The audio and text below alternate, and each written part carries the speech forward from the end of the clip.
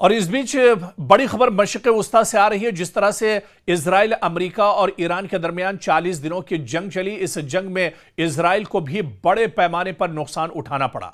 जी हां, जिस तरह से ईरान लगातार पलटवार कर रहा था मशरिक़ वस्ता में, ईरान की पहुंच, दरअसल जो मशरिक़ वस्ता के ममालिक हैं जहां पर ईरान का इंफ्रास्ट्रक्चर है वहां तक ईरान की पहुंच थी, या फिर ईरान के बैलिस्टिक मिसाइल और ड्रोन की पहुंच दरअसल इजराइल तक थी। और इसी वजह से इजराइल पर ईरान के हमलों से काफी ज्यादा इजराइल के अंदर नुकसान हुआ है। खासतौर से तल अवीव, जो बहुत अहम शहर इजराइल का माना जाता है, यहां पर बहुत ज्यादा नुकसान ईरान ने पहुंचाया है। बड़े पैमाने पर ईरान के हमलों से तल अवीव के अंदर जानी और माली नुकसान इस बार इजराइल को उठाना पड़ा है। दरअसल ये बात हम अपनी जानिब से नहीं कह रहे हैं, या जो कुछ इस जंग में हमने देखा है। हालांकि इजराइल में और तल अवीव के जो मौजूदा मेयर हैं उन्होंने ये बड़ा इंकशाफ किया है। जी हां, तल अवीव के मेयर ने बाकायदा ये बड़ा इंकशाफ किया है कि ईरान जंग के सबब तल अवीव के 1000 से ज्यादा जो रिहायशी घर हैं उन्हें नुकसान पहुंचा है। वो जमींदोज हो गए हैं, रिहायशी घर रिहाइश के काबिल नहीं रहे। जबकि इजरायली हुकाम ने ईरान और लबनान के साथ 40 रोजा जंग में इसका जो नुकसान का तखमीना लगाया है वो तकरीबन $17.5 अरब एक तरह से बताया जाता है। $17.5 अरब इसका तखमीना लगाया गया है जो इस 40 दिन की जंग में इजराइल को नुकसान पहुंचा है। और दरअसल ये इंकशाफ खुद तल अवीव के जो मौजूदा मेयर हैं उन्होंने किया है। दरअसल तल अवीव इजराइल का माशी और शहरी मरकज है, बहुत अहम शहर यह माना जाता है इजराइल का, जहां किसी भी सिक्योरिटी बहरान का फौरी असर शहरी जिंदगी पर भी पड़ता है।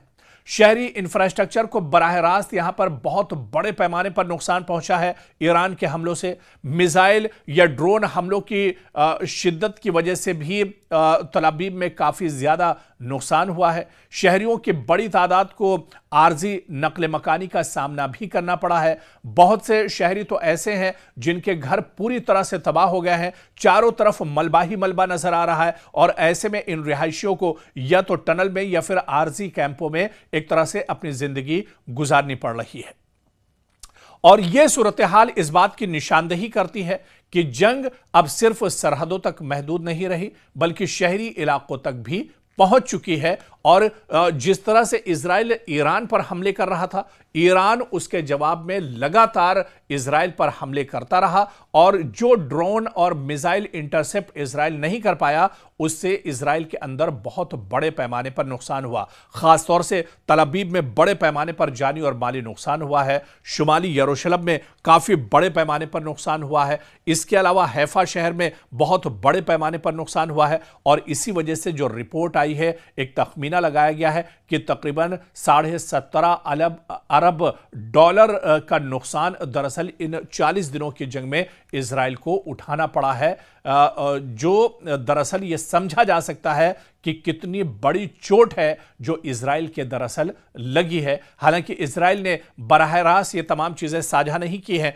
लेकिन क्योंकि सोशल मीडिया का दौर है, इसमें तमाम चीजें निकलकर सामने आ जाती हैं। और ऐसे में खुद जो तल अवीव के मेयर हैं, एक बहुत अहम जिम्मेदार होते हैं वो पूरे शहर के, पूरे इलाके के, उन्होंने बाकायदा इसका इंकशाफ किया है। उन्होंने ये बताया है कि ईरान के हमलों में कितने बड़े पैमाने पर बराह रास्त इजराइल को धचका लगा है। खासतौर से तल अवीव में सबसे ज्यादा तबाही हुई है, जहां हजारों घर तबाह बर्बाद हो गए। आईडीएफ के कई ठिकाने बुरी तरह से तबाह हो गए। इसके अलावा बिन गोरियन जो एयरपोर्ट था, एयरबेस था, बहुत अहम एयरबेस है इजराइल के लिए, इस पूरे बिन गोरियन एयरपोर्ट को एक तरह से ईरान ने हमला करके तबाह कर दिया था। तो एक बड़ा नुकसान। हालांकि यह सच्चाई है कि इस जंग में ईरान को बहुत बड़े पैमाने पर जानी और माली नुकसान हुआ, लेकिन जो नुकसान इजराइल के अंदर हुआ, भले ही उसकी तस्वीरें निकलकर सामने ना आती हो, भले ही उसकी सच्चाई मीडिया सामने ना लाता हो, लेकिन यह सच्चाई है कि ईरान ने जो चोट इजराइल को दी है, इसकी भरपाई करने में इजराइल को एक लंबा वक्त दरकार होगा। और एक लंबे वक्त तक इजराइल दरअसल ईरान की इस मार को याद रखेगा।